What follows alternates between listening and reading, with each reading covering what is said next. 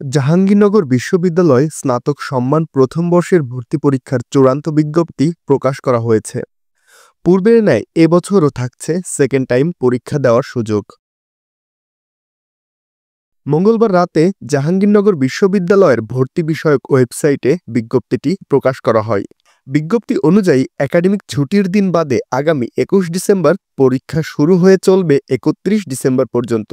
আবেদন শুরু ২৩ নভেম্বর সকাল ১০টা থেকে, শেষ হবে ৭ ডিসেম্বর রাত ১১টা ৫৯ মিনিটে। বিজ্ঞপ্তি অনুযায়ী পূর্বের ন্যায় এবারও থাকছে সেকেন্ড টাইম পরীক্ষা দেওয়ার সুযোগ। ২০২২ সাল বা তার পরবর্তী বছরসমূহে মাধ্যমিক ও এর সমমানের পরীক্ষায় উত্তীর্ণ এবং ২০২৪ ও ২০২৫ সালে উচ্চ মাধ্যমিক পরীক্ষায় উত্তীর্ণ শিক্ষার্থীরা ভর্তি পরীক্ষার আবেদন করতে পারবে।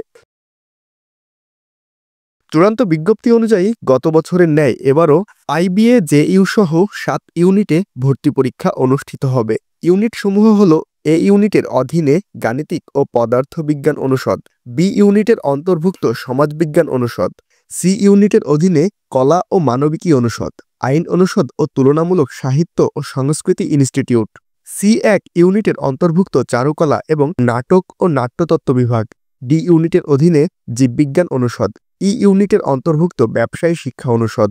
এছাড়া আইবিএ জেইউ এর আলাদাভাবে ভর্তি পরীক্ষা অনুষ্ঠিত হবে। চূড়ান্ত বিজ্ঞপ্তি অনুযায়ী এ, বি, সি ও ডি ইউনিটে আবেদন ফি ৮০০ টাকা, ই ইউনিটে ৭০০ টাকা এবং সি1 ও ইনস্টিটিউট অব বিজনেস অ্যাডমিনিস্ট্রেশনে আবেদন ফি ৬০০ টাকা।